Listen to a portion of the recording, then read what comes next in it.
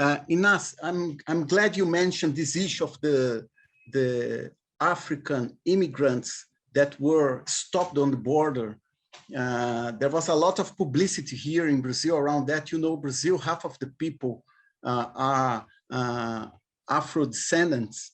And so this is a big issue here. And I always said that, okay, in Poland, we have a right-wing government. You see, they are xenophobic. And let's say it's an exception that they are welcoming the Ukrainian people. We support welcoming the Ukrainian people, but we criticize, we denounce any barriers that are being raised to stop non-white people from getting this refugee status. But let me ask both of you something that is very, there is a big debate here in Brazil about who you should support, you see? Should stay with the Ukrainians or with Putin? And the people that support Putin, one of the main things they raise is that in Ukraine, the leadership, they are all Nazi or neo-Nazi. There are neo-Nazi in the army. The neo-Nazi are the ones that in some way did the revolution of 2014. So I'd like both of you to talk a little bit about that. How strong is this extreme right wing in Ukraine, and how is this issue? Is there is it true what the supporters of Putin aggression are talking about? Dennys, go ahead. Okay.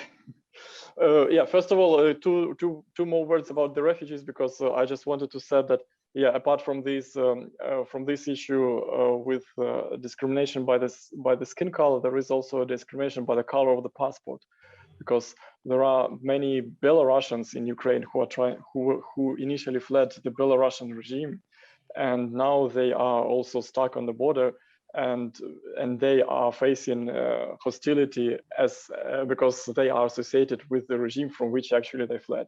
So because now Belarus participates in the attack, they are not allowed to sometimes to pass because, yeah, you are Belarusian.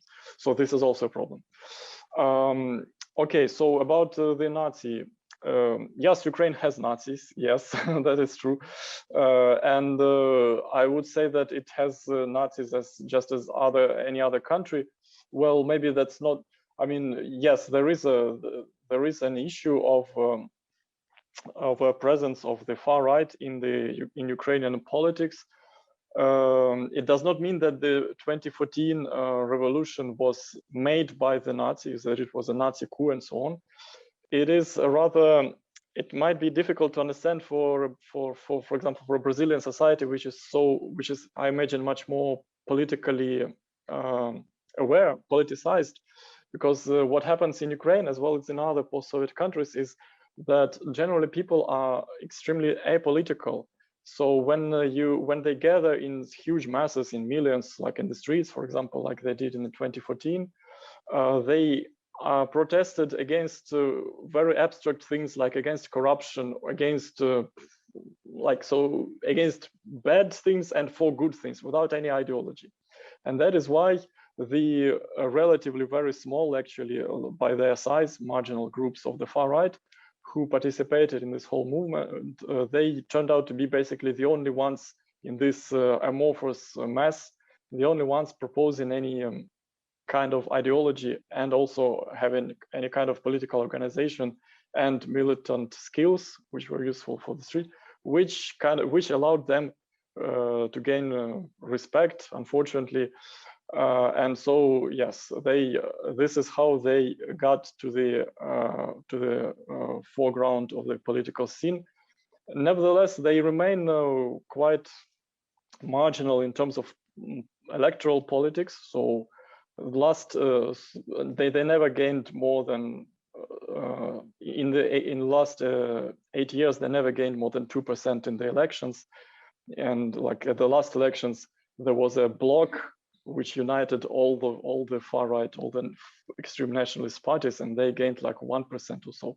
So it is, they are important as a part of the civil society, but they are not.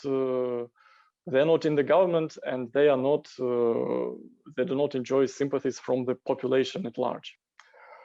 So the civil society is just this relatively small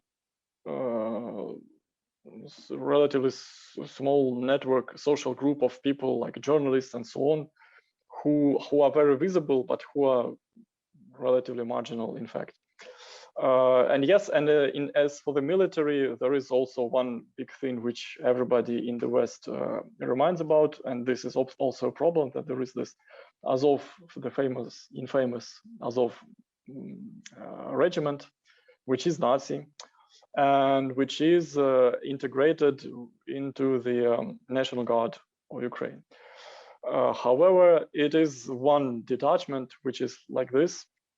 So I mean that this does not mean that the whole Ukrainian army is like that. So I don't know exact percentage, but it is like, I don't remember how many people are there in this regiment, but if you compare it to 150 or 200,000 Ukrainian military currently fighting, this is like very minuscule proportion.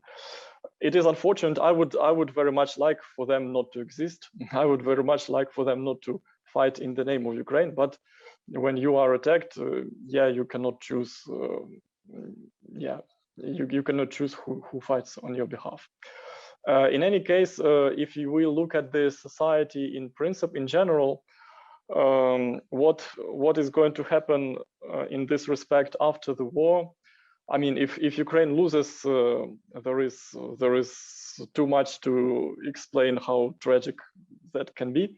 But even if everything like kind of goes well, if Ukraine wins and so on, also there will be problems precisely because of this war. Because now what is happening during this process is that the nationalist agenda is gaining more popularity precisely because of this, because of this attack. So I know personally many people who were quite moderate, who didn't have any political views, for example, but unfortunately, because of the aggression, they are becoming more and more patriotic or nationalist and so on. So this is a big very troubling issue now. Yeah.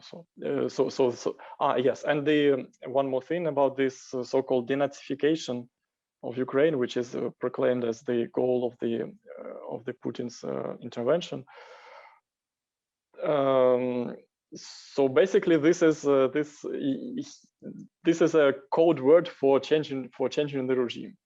So because in this language, it means that the government is Nazi, which you could probably somehow imagine for the Ukraine of 2014 and around that time, when there were some far-right ministers, for example, in the government immediately after the revolution. But especially after the elections of 2019, when we have Jewish president elected with the slogans of peace and who is Jewish and Russian speaking, and so I mean, this for someone in Ukraine, this sounds completely ridiculous. Even for people who are extremely critical of all nationalist agenda, it's ridiculous to call Zelensky a Nazi. Yeah. Maybe Ignacy wants to add something. Yeah, I mean, I think I fully agree with what Dennys has just said, and I think this issue of this political labels and political cliches do not always work for Ukraine and other post-Soviet countries. Yeah, like the political names, labels, they look a bit different, and there is. I don't know, but there is this, or there was this pro-Russian party, the opposition bloc for life, which I believe, I mean, they are pro-Russian, and I believe they can be called kind of right-wing populists or something like that. But